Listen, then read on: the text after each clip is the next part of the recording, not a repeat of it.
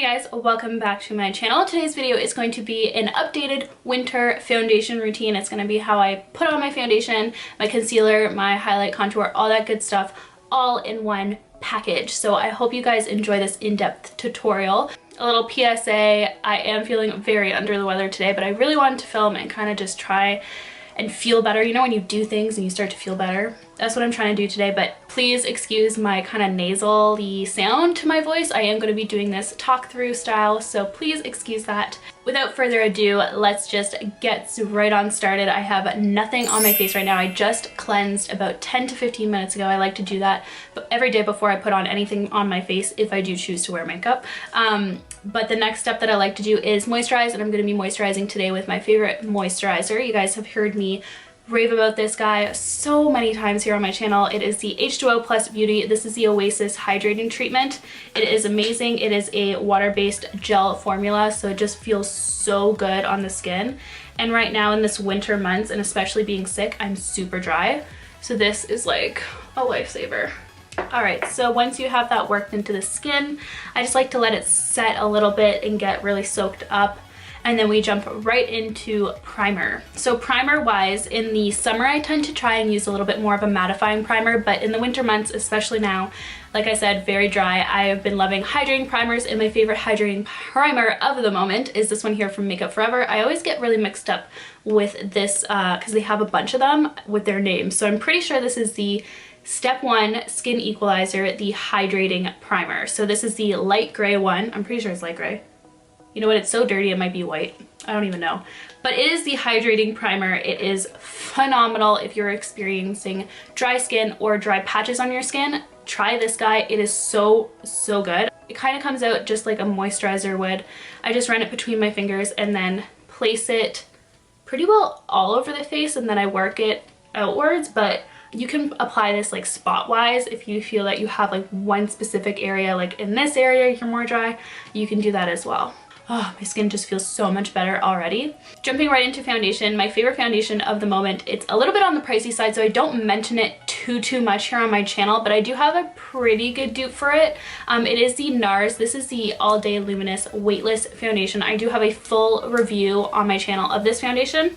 Now, it is quite pricey. I believe it is 58 Canadian, which is a splurge for a foundation, in my opinion. I mean, that's really expensive for a foundation.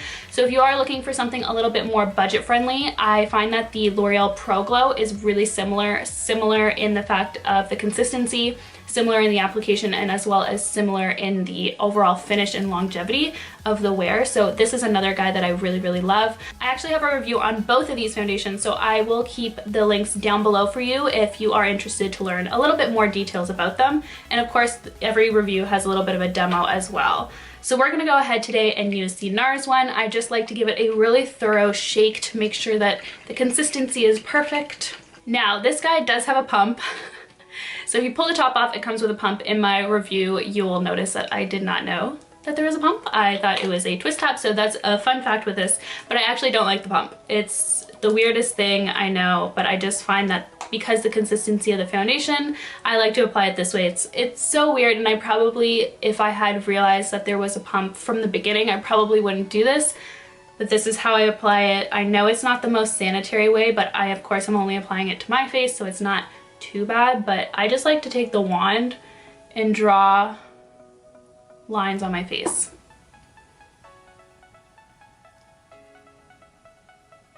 And just so you guys know, I am in the shade Medium 1 Punjab.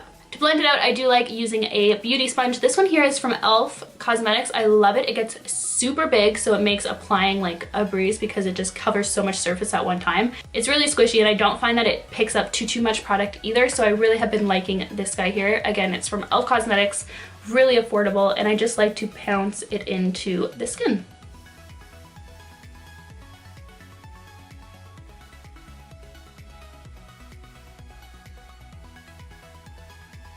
So you'll notice like that literally took me 5 seconds to cover that entire surface.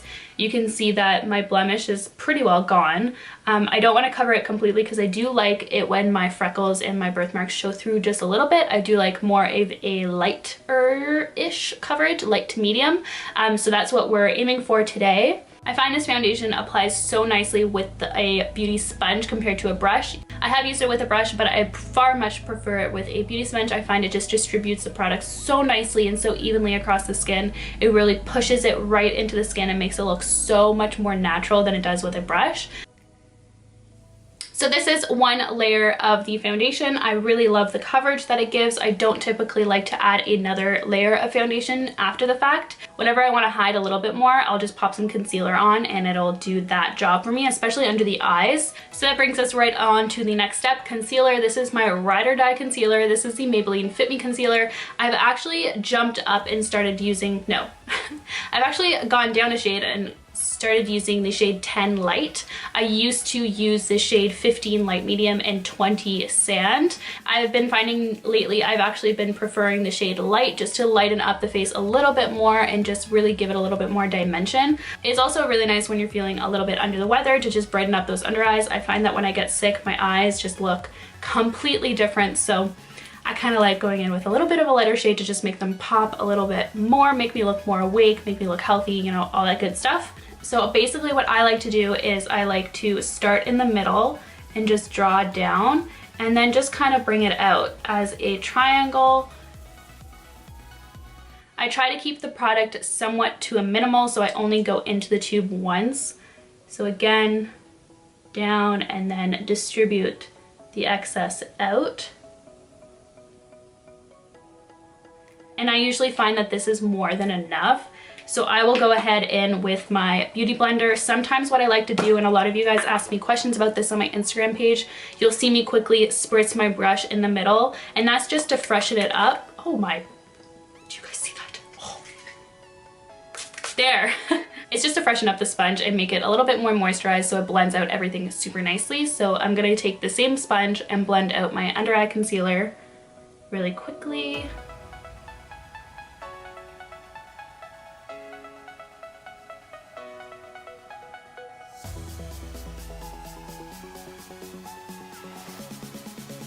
I like to also bring it over the eyelid.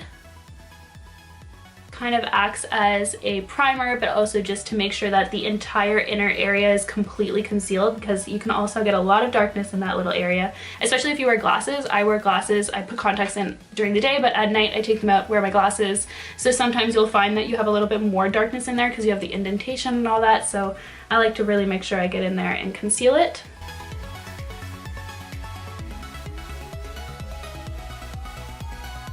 I'm also dragging it down on top of that little area where I have that blemish.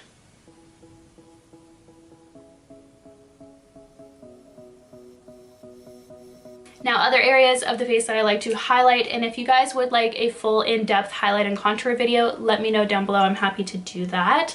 But I will bring some just in the center of the forehead and down the bridge of my nose and then on the sides of my mouth. And I'll just blend that out again with my beauty blender.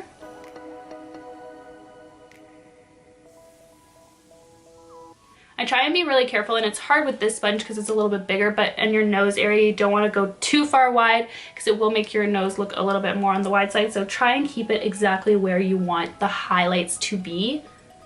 Alright, so once that's all done, your base is pretty well done. You can see that I don't have any blemishes kind of popping out or anything like that. My under eye circles are somewhat tamed.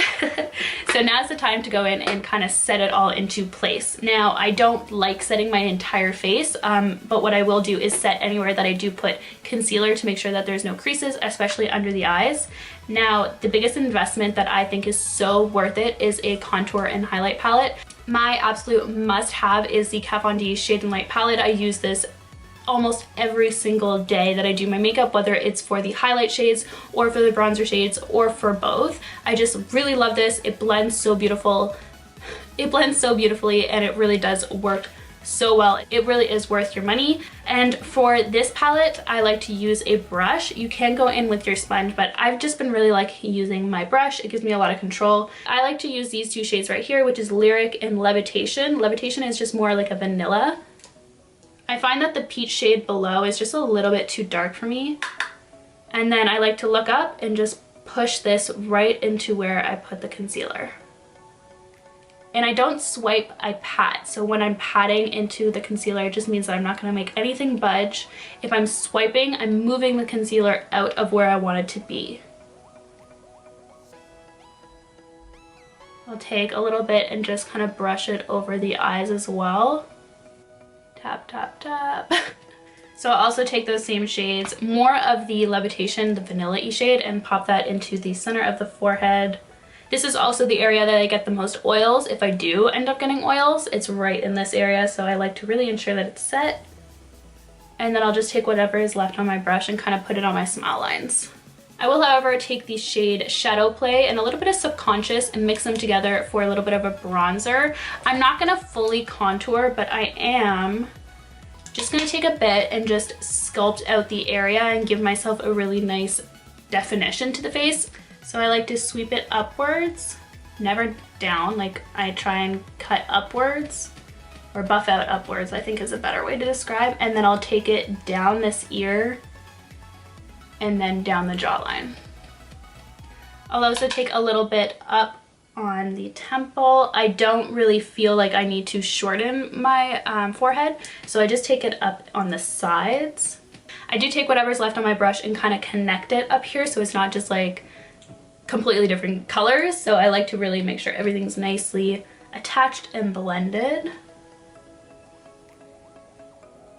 The next thing I like to do is blush. Blush, like I have favorites, of course, but really they transition so quickly because there's always something new, and I really tend to stick to the same shade family, which is usually a really light pink. I don't like too harsh of a blush. I like to really take my blush, start it on the apple of the cheek, and blend it right into my contour so it looks super natural and not just like a really like apple of the cheek kind of blush. You know, that's not really my thing. I'll start right on the apple and then drag back.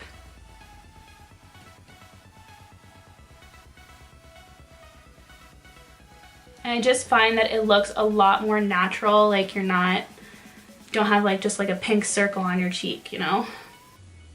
Lastly, I'm gonna go in with some highlight. Lately, I've actually just been using powder, and what I've been doing is taking my brush, and I really like pointed brushes like this for this. And I just find these kinds of brushes that are pointed, it almost looks like a crease brush. It just gives you a lot of control on where exactly you want it. So I like to take it and just spritz it with a little bit of setting spray. This one, by the way, is from Pixie. This is the Makeup Fixing Mist. It has rosewater and green tea, so it smells phenomenal. So I just give it a little spritz. This is, by the way, one of my OGs. It is the MAC Soft and Gentle Mineralized Skin Finish. So I'll just swipe it on there, and then I like to keep it in this area here. I don't like to bring it too far down on my cheek because I do have a little bit of larger pores, not like anything crazy, but I don't want to accentuate them. So I like to keep it right into this area here. So I'll start more at the top. See that? Whew. And then I'll connect it above the brow bone. And I also like to drag it on the tip of my nose, a little bit up at the, like right in between the eyes of the nose, like that area. And then also on my Cupid's bow. Once I have my highlight on, I'll kind of take, I won't dampen this, but I'll take whatever's left of it and kind of just pat it right over this section to kind of just melt it all together.